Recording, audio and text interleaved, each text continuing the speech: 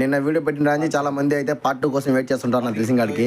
ఇప్పుడు పార్ట్ 2 అయితే రెడీ చేద్దాం. ఇప్పుడు ఇప్పటికే నేను ఏం చేస్తాను మీరు గెస్ట్ చేస్తుంటే స్టార్టింగ్లోనే కామెంట్ పెట్టండి, చూసి మీకు నేను అది ఏంటో చెప్పేస్తాను. ఇంకో విషయం ఏమిటంటే ఫ్రెండ్స్, ఇప్పుడు టమోటాలు, ఆనియన్స్, క్యార్ని ఏమంటారో తెలియదు నాకే, దోరకాయ ఏ కాయ అంటారో నాకు కూడా తెలియదు, అది ఏం కాయో మీరు కామెంట్ చేయండి.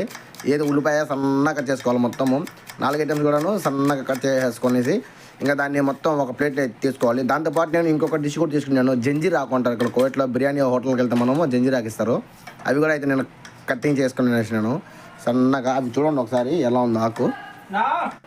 నాకెందుకో తెలియదు కానీ డబ్బింగ్ చెప్పినప్పుడల్లా కద్దాం వచ్చేసి యక్కూప్ యక్కూప్ యక్కూప్ అంటూ ఉంటుంది. నాకు ఇది అన్నప్పుడల్లా నా డబ్బింగ్ వేస్ట్ అయిపోతుంది నా అనిపిస్తూ ఉంటుంది.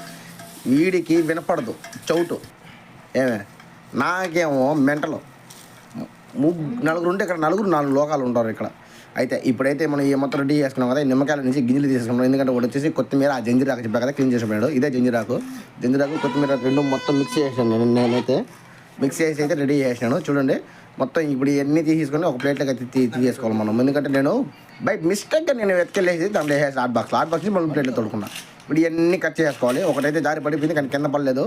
కానీ ఏదైనా కానీ ఏదైతే అని చెప్పేసి 5 దినార్లు సారీ 5 దినార్లు అంటున్నాను, సారీ 5 దినాలు అంటున్నాను. 2 దినాలు మొత్తం కలిపి 5 ప్యాకెట్లు తీసుకొచ్చాను నేను.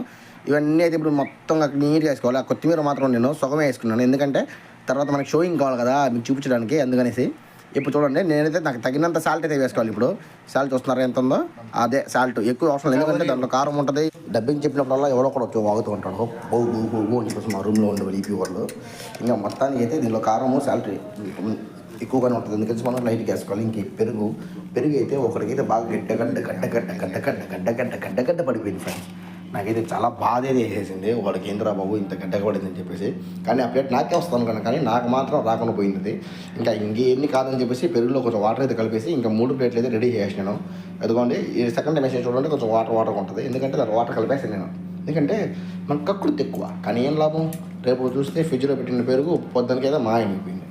ఇవన్నీ రెడీ చేసినాము. దీనిలో క్యారు, ఒక పచ్చిమిరపకాయ, ఈ 3 కూడా కట్ చేసుకుని రెడీగా పెట్టుకున్నాము. ఇంకా రివ్యూ చెప్పడానికి ఎవడో తింటాడని ముందు అనుకుంటే చూడండి, నూతన ఏంటంటే నువ్వే తినమన్నారు ముందు, అట్టయితే నేనే తీసుకున్నాను ప్లేటు.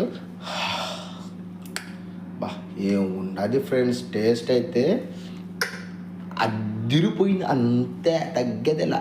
ఇప్పుడు ఈ అస్సాం ఒకటి చూడండి కొంచెం ఓవర్ యాక్షన్, రివ్యూ చెప్పరా ఎట్లా ఉన్నదంటే ఉండు అంట చూడండి. ఇక్కడ ఓవర్ యాక్షన్ వీడును చూడ ఓకే ఇది కదా ఓవర్ యాక్షన్ అంట.